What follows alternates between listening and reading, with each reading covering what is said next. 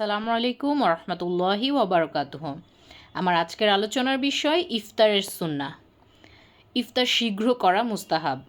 নবীজি সাল্লাল্লাহু আলাইহি ওয়াসাল্লাম বলেন, মানুষ ততদিন কল্যাণের মধ্যে থাকবে যতদিন তারা শীঘ্র ইফতার করবে।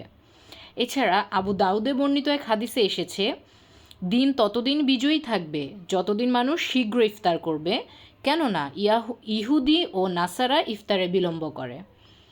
শীঘ্র ইফতার করা নবীজি সাল্লাল্লাহু আলাইহি সাল্লামের সুন্নাহ, আর সুন্নাহর অনুসরণই সকল কল্যাণ নিহিত রয়েছে। আর দিনের বিজয় নিহিত আছে অবিশ্বাসীদের বিরোধিতা ও তাদের থেকে ভিন্নতা অবলম্বনের মাঝে। আর খেজুর দিয়ে ইফতার করা মুস্তাহাব। এই সম্পর্কে আনাস রাদিয়াল্লাহু আনহু থেকে বর্ণিত, আল্লাহ রাসূল সাল্লাল্লাহু আলাইহি সাল্লাম মাগরিবের সালাতের পূর্বে সতেজ খেজুর দিয়ে ইফতার করতেন। সতেজ খেজুর যদি উনি না পেতেন তাহলে শুকনা খেজুর দিয়ে ইফতার করতেন, আর তা না থাকলে কয়েক ঢোক পানি পান করতেন। আর ইফতারের দোয়া, এই সম্পর্কে আবদুল্লাহ বিন আমর বিন আল আস রাদিয়াল্লাহু আনহুমা থেকে বর্ণিত, আল্লাহ রাসূল সাল্লাল্লাহু আলাইহি ওয়াসাল্লাম বলেন, প্রত্যেক মুসলিমের জন্য রমাদানে সে করে এমন একটি কবুল দোয়া বরাদ্দ আছে। তো এছাড়া ইবনে উমার রাদিয়াল্লাহু আনহু থেকে বর্ণিত যে আল্লাহ রাসূল সাল্লাল্লাহু আলাইহি সাল্লাম ইফতার করে এরপর বলতেন, যাহাবা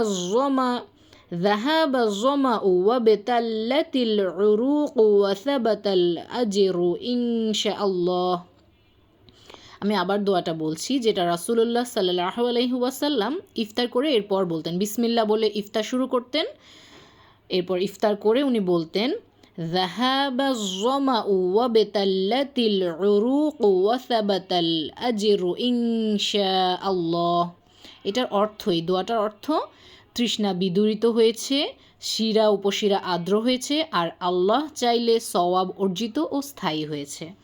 তো এটাই হচ্ছে আমাদের ইফতারের সুন্নাহ। আমরা ইফতার বিলম্ব করব না, ইফতার ওয়াক্ত হওয়ার সাথে সাথে আমরা ইফতার করে নিব, যেটা আমাদেরকে কি করবে, যে অবিশ্বাসী বা যারা হচ্ছে মানে মুনাফিক অবিশ্বাসীরা আছে তাদের মধ্যে থেকে আমাদেরকে পার্থক্য করবে। হ্যাঁ, কারণ ওরা হচ্ছে ইফতার দেরিতে করে, বিলম্ব করে। আর ইফতারের আমরা যে মানে সবসময় যে দোয়াটা জেনে আসছি ছোটোবেলা থেকে, এটা আসলে কোনো সহি দোয়া না। আমাদের নবীজি করতেন, বিসমিল্লাহ বলে ইফতার শুরু করতেন এবং ইফতারের পরে উক্ত যে দোয়াটা আমি উল্লেখ করেছি এই দোয়াটা পড়তেন। আমরা দোয়াটা সবাই শিখার চেষ্টা করব এবং এই দোয়াটা আমরা পড়ব ইনশাআল্লাহ। আল্লাহ আমাদের সবাইকে সুন্নতের উপর মানে অটল থাকার তৌফিক দান করুক।